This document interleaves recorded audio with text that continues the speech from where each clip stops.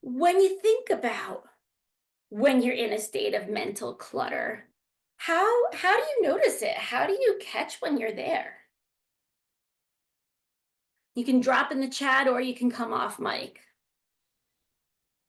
You see, Deborah, I Yeah. think, and I could be wrong, uh, I think this is also a byproduct.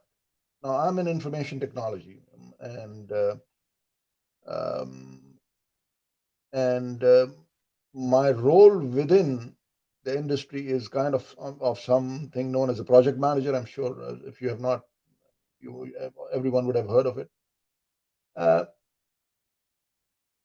it is a byproduct of this mental clutter is a byproduct of the tools that I use day in and day out, where I have a OneNote or something open in front of me, which has multiple things going on at the same time.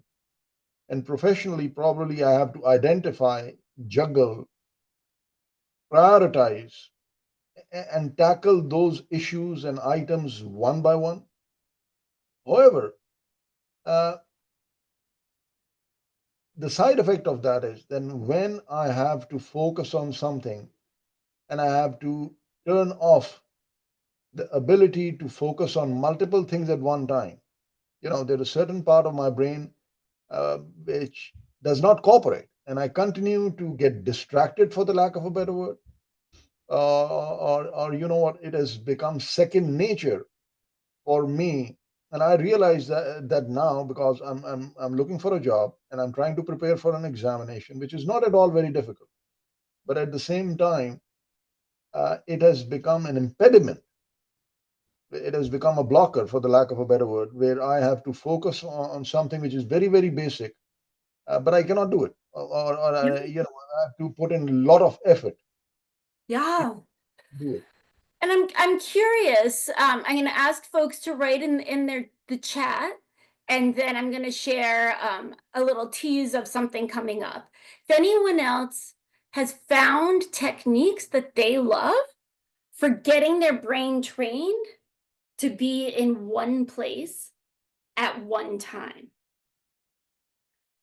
And while you're doing that, um, in a little bit, we'll have something that's, I think I call them PQ reps. I'm not sure if I shifted to a different term, but it's deeply focusing on one sense or sensation, sight, sound, smell, hearing, training your brain to be in one place at once. Because when you think about it, so many people have talked about things like meditation and how hard it is to be in that one place. Like just like your brain trained itself to be in like 20 places at once, then it takes a training to learn how to unitask, how to be in that one place. So that's very real.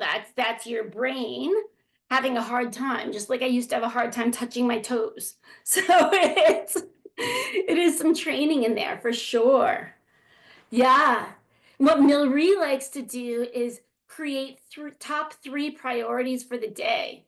Totally.